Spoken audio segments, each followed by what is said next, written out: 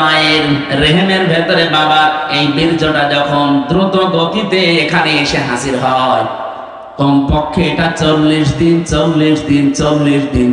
40 পাল্টাতে থাকে। 120 দিনে আমি আল্লাহ এটাকে কমপক্ষে 4-8টা জিনিস বানিয়ে ফেলি। আপনি যদি এখানে কম্পিউটার ভেড়াতেন, স্ক্রিন দিলে আমি একটা একটা করে আপনাকে দেখাতে পারতাম।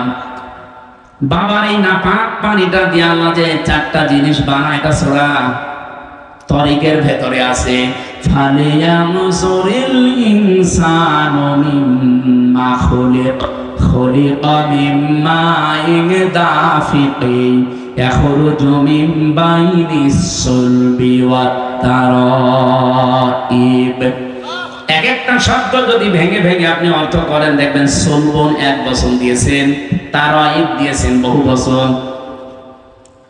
আমি এটা বাইবেল, কোরআন এবং সায়েন্স ডক্টর মরিস বোকাইলের লেখা আয়াতের তাফসীর পড়তে গিয়ে উনি খুব সুন্দর করে বিজ্ঞানের ব্যাখ্যা দিয়েছেন। পড়ার পরে আমার মনে হচ্ছিল এতদিন আমি যেভাবে পড়েছিলাম, এটা পড়ে কোরআন শরীফ একেবারে হাতে কলমে জিবরাইল আমারে শেখাচ্ছে। বাবার এই নাপাক পানিটা যখন যেতে থাকে, বিজ্ঞান এখন দেখাচ্ছে কম্পিউটার দিয়ে কমপক্ষে 40,000 হামজা তৈরি হওয়ার ক্ষমতা রাখে 1 ফোঁটা বীর্য। মায়ের জরায়ুর যে দেওয়াল আছে, এখানে ধাক্কা লেগে হয়তো অনেকে পড়ে যায়, যেতে পারে না ওই রেহেম পর্যন্ত। হয়তো কারো 1টা যায়, 2টা যায়, 5টা যায়। এই পৃথিবীতে 13টা পর্যন্ত সন্তান জন্ম দিয়েছে এক মহিলা ক্যালিফোর্নিয়ায়। এর উপরে আর কেউ পারে নাই।